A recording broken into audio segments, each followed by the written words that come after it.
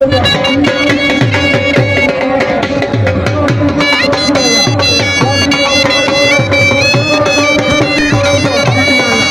60% आबादी दई इलाकों पर मुश्तमिल है। इन बस्तियों के बसी सोशल मीडिया के मनफी पहलुओं और कबातों किरदार कशी करने के अमल से बेनियाज है।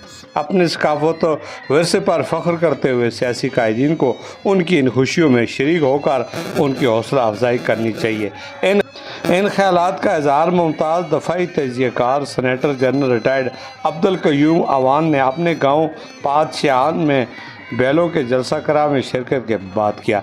हलाका के कायदीन में चौधरी सफ्तर मुर्तज़ा हरल मलक जैद शाह फहद एडवोकेट उमर और दीगर ने भी खताब किया। कामयाब जलसे के इनेकाद पर मुंतज़िम को मुबारकबाद दी।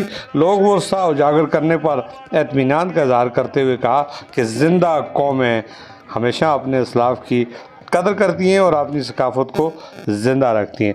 कैमरा टीम के साथ मीर अफजल गुलजार, DMM न्यूज़, मानसरा।